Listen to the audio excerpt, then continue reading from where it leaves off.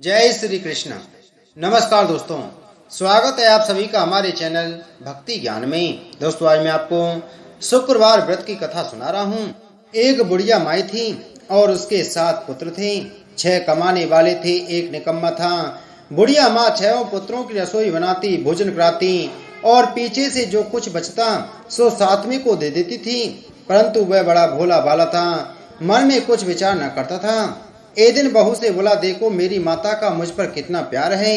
वह बोली, क्यों नहीं, सबका झूठा बचा हुआ तुमको खिलाती है। वह बोला, भला ऐसा भी कहीं हो सकता है? मैं जब तक आंखों से ना देखूं मान नहीं सकता। बहू ने हंसकर कहा, तुम देख लोगे तब तो मानोगे। कुछ दिन बाद बड़ा त्योहार आया। घर में 7 प्रकार के भोजन और चूरमा के लड्डू बने। वह जांचने को सिर दर्द का बहाना कर पतला कपड़ा सिर पर ओढ़कर रसोई घर में सो गया और कपड़े में से सब देखता रहा। 6 भाई भोजन करने आए। उसने देखा माँ ने उनके लिए सुंदर सुंदर आसन बिछाए हैं, 7 प्रकार की रसोई परोसी है। वह आग्रह करके जमाती है। वह देखता रहा। जब 6 भाई भोजन कर उठे तब माता ने उनकी झूठी थालियों में से लड्डुओं के टुकड़ों को उठाया और एक लड्डू बनाया। झूठन साफ कर बुढ़िया माँ ने पुकारा, उठो बेटा, 6 भाई भोजन कर गए, अब तू ही बाकी है, उठना कब खाएगा?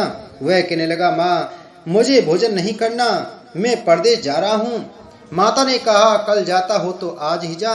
वह बोला, हाँ हाँ आज ही जा रहा हूँ। यह कहकर वह घर से निकल गया। चलते समय बहू की याद आई। वह गौशाला में उपले थाप रही थी। वहीं जाकर उससे बोला, हम जामे परदेश को आमेंगे कुछ काल, तुम रहियो संतोष से धर्म आपनो पाल। वह बोली, जाओ पिया आनंद से हमरू सोच हटाए, राम भरोसे हम रहें ईश्वर तुम्हें सहाय।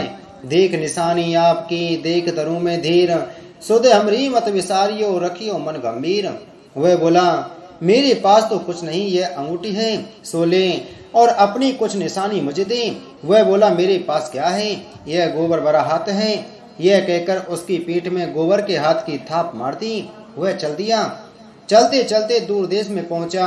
वहां एक साहूकार की दुकान थी। वहां जाकर कहने लगा, भाई मुझे नौकरी पर रख लो। साहूकार को जरूरत थी, बोला रह जा। लड़के ने पूछा, तनख्वाह क्या दोगे? साहूकार ने कहा, काम देखकर दाम मिलेंगे। साहूकार की नौकरी मिली। वह सवेरे 7 बजे से रात तक नौकरी बजाने लगा। कुछ दिनों में दुकान का सारा लेन देन, हिसाब किताब, ग्राहकों को माल बेचना, सारा काम करने लगा। साहूकार के 7-8 नौकर थे। वे सब चक्कर खाने लगे कि यह तो बहुत होशियार बन गया है। सेठ ने भी काम देखा और 3 महीने में उसे आधे मुनाफे का साझेदार बना लिया। वह 12 वर्ष में ही नामी सेठ बन गया और मालिक सारा कारोबार उस पर छोड़कर बाहर चला गया। अब बहू पर क्या बीती सो सुनो। सास ससुर उसे दुख देने लगे। सारी गृहस्थी का काम करके उसे लकड़ी लेने जंगल में भेजते। इस बीच घर की रोटियों के आटे से जो भूसी निकलती उसकी रोटी बनाकर रख दी जाती और फूटे नारियल के खोपरे में पानी। इस तरह दिन बीतते रहे।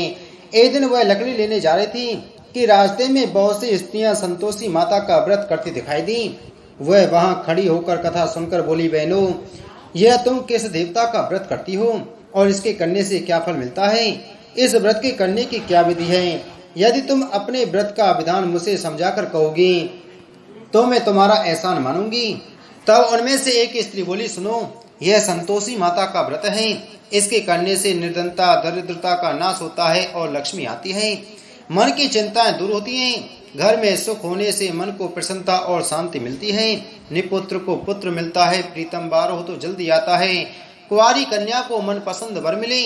राजद्वारे में बहुत दिनों से मुकदमा चलता हो तो खत्म हो जाए। सब तरह सुख शांति हो, घर में धन जमा हो, पैसा जायदाद का लाभ हो, रोग दूर हो जाए तथा और जो कुछ मन में कामना हो वे सब इस संतोषी माता की कृपा से पूरी हो जाएं। इसमें संदेह नहीं। वह पूछने लगी, यह व्रत कैसे किया जाए, यह भी बताओ तो बड़ी कृपा होगी। स्त्री कहने लगी, 1.25 रुपये का गुड़ व चना लेना, इच्छा हो तो 5.25 रुपये का लेना या 11.25 रुपये का भी सहूलियत अनुसार लेना। बिना परेशानी श्रद्धा और प्रेम से जितना बन सके सवाया लेना। हर शुक्रवार को निराहार रहकर कथा कहना सुनना, इसके बीच क्रम टूटे नहीं। लगातार नियम पालन करना। सुनने वाला कोई ना मिले तो घी का दीपक जला उसके आगे जल के पात्र को रखकर कथा कहना, परंतु नियम न टूटे। जब तक कार्य सिद्ध न हो नियम पालन करना। और कार्य सिद्ध हो जाने पर ही व्रत का उद्यापन करना। 3 मास में माता फल पूरा करती हैं। यदि किसी के खोटे ग्रह हो तो भी माता 1 वर्ष में अवश्य कार्य को सिद्ध करती हैं। कार्य सिद्ध होने पर ही उद्यापन करना चाहिए, बीच में नहीं करना चाहिए। उद्यापन में 2.5 सेर आटे का खाजा और इसी परिणाम से खीर तथा चने का साग करना। 8 लड़कियों को भोजन कराना। जहाँ तक मिले देवर जेठ भाई बंधु कुटुंब के लड़के लेना, ना मिले तो रिश्तेदारों और पड़ोसियों के लड़के बुलाना, उन्हें भोजन कराना, यथाशक्ति दक्षिणा दे माता का नियम पूरा करना। उस दिन घर में कोई खटाई ना खाए। यह सुनकर बुढ़िया के लड़के की बहू चल दी। रास्ते में लकड़ी के बोझ को बेच दिया और उन पैसों से गुड़ और चना लेकर माता के व्रत की तैयारी कर आगे चली और सामने मंदिर देख पूछने लगी, यह मंदिर किसका है? सब कहने लगे, संतोषी माता का मंदिर है। यह सुन माता के मंदिर में जा माता के चरणों में लौटने लगी। दीन होकर विनती करने लगी, माँ मैं निपट मूर्ख हूँ, व्रत के नियम कुछ नहीं जानती, मैं बहुत दुखी हूँ। हे माता जगत जननी, मेरा दुख दूर कर, मैं तेरी शरण में हूँ। माता को दया आई। एक शुक्रवार बीता कि दूसरे शुक्रवार को ही इसके पति का पत्र आया और तीसरे को उसका भेजा हुआ पैसा भी आ पहुंचा। यह देख जेठानी मुंह सिकोड़ने लगी, इतने दिनों में पैसा आया, इसमें क्या बड़ाई है? लड़के ताने देने लगी। काकी के पास अब पत्र आने लगे, रुपया आने लगा। अब तो काकी की खातिर बढ़ेगी, अब तो काकी बुलाने से भी नहीं आएगी। बेचारी सरलता से कहती, भैया पत्र आए, रुपया आए तो हम सबके लिए अच्छा है। ऐसा कहकर आंखों में आंसू भरकर संतोषी माता के मंदिर में आ मातेश्वरी के चरणों में गिरकर रोने लगी। माँ मैंने तुमसे रुपया पैसा नहीं मांगा, मुझे पैसे से क्या काम है, मुझे तो अपने सुहाग से काम है, मैं तो अपने स्वामी के दर्शन और सेवा मांगती हूँ। तब माता ने प्रसन्न होकर कहा, जा बेटी तेरा स्वामी आएगा। यह सुन वह खुशी से बावली हो घर में जा काम करने लगी। अब संतोषी माँ विचार करने लगी कि इस भोली पुत्री से मैंने कह तो दिया तेरा पति आएगा, पर आएगा कहाँ से? वह तो स्वप्न में भी इसे याद नहीं करता, उसे याद दिलाने मुझे जाना पड़ेगा। इस तरह माता बुढ़िया के बेटे के पास जा स्वप्न में प्रकट हो कहने लगी, साहूकार के बेटे सोता है या जागता है? वह बोला, माता सोता भी नहीं हूँ, जागता भी नहीं हूँ, बीच में ही हूँ, कहूँ क्या आज्ञा है? माँ कहने लगी, तेरा घर बार कुछ है या नहीं?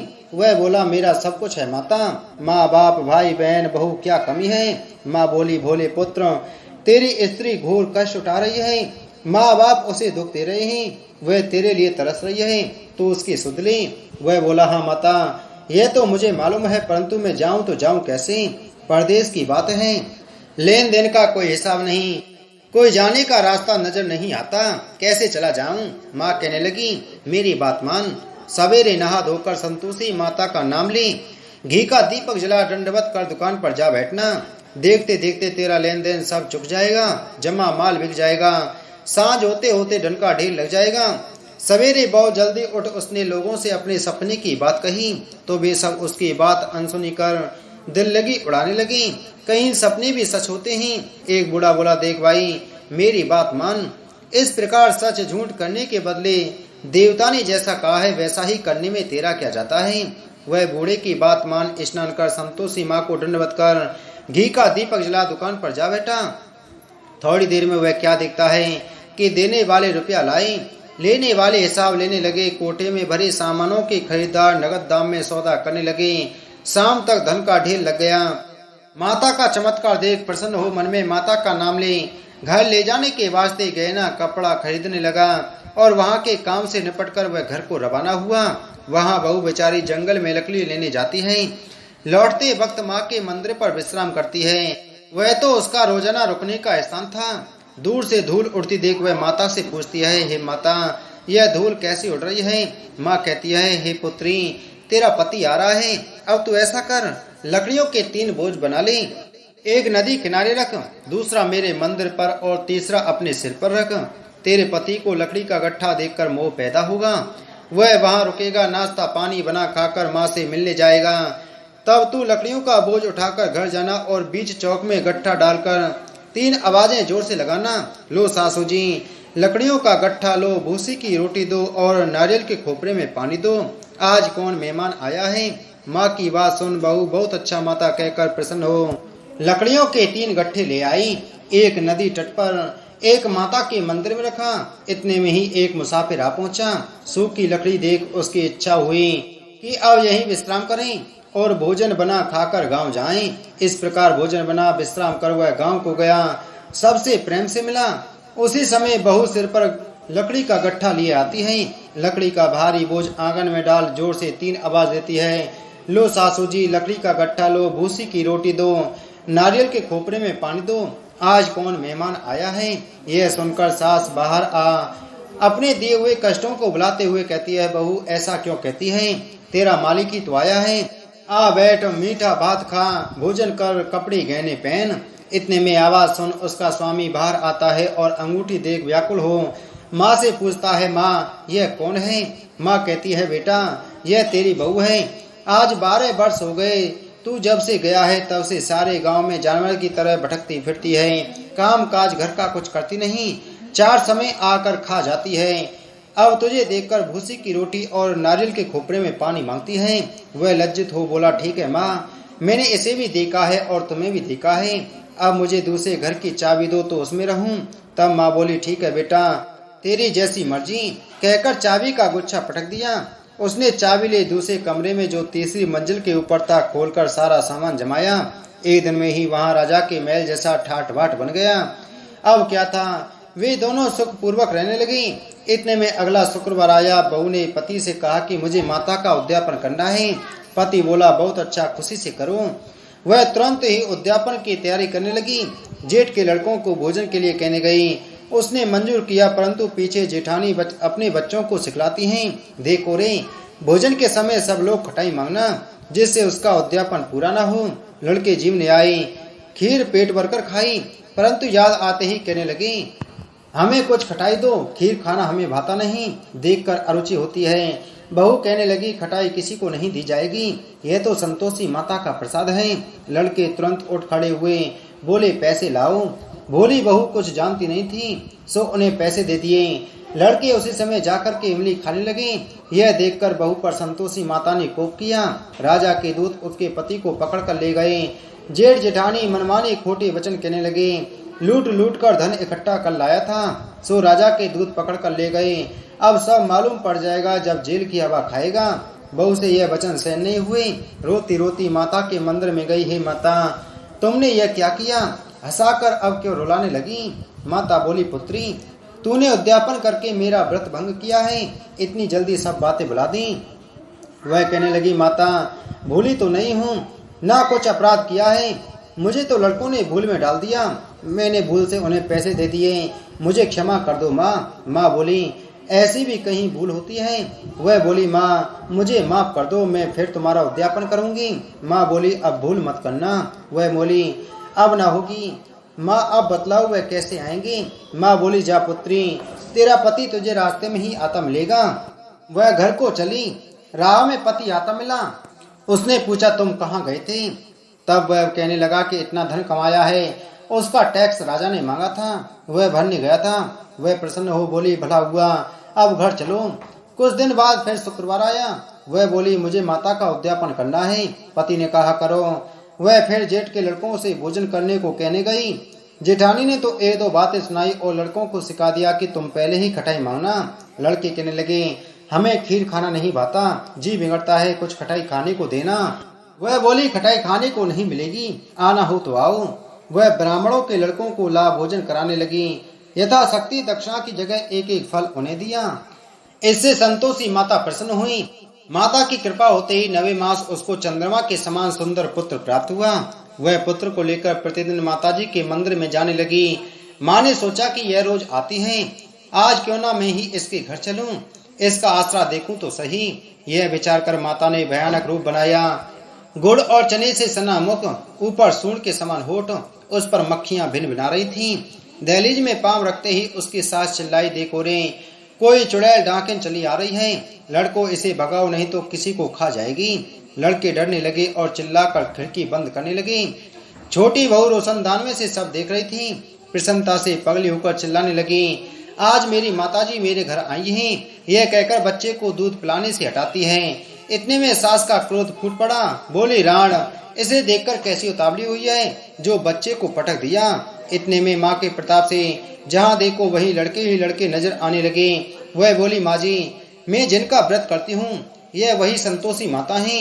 इतना कह झट से सारे घर के किवाड़ खोल देती है। सबने माता के चरण पकड़ लिए और विनती कर कहने लगे, हे माता, हम मूर्ख हैं, हम अज्ञानी हैं, पापी हैं, तुम्हारे व्रत की विधि हम नहीं जानते। तुम्हारा व्रत भंग कर हमने बहुत बड़ा अपराध किया है। हे माता, आप हमारा अपराध क्षमा करो। इस प्रकार माता प्रसन्न हुई। हे संतोषी माता, जैसे आपने बहू को फल दिया वैसा सबको देना। जो पढ़े उसका मनोरथ पूर्ण करना और जो सुने उसकी भी मनोरथ पूर्ण करना। बोलो संतोषी माता की जय।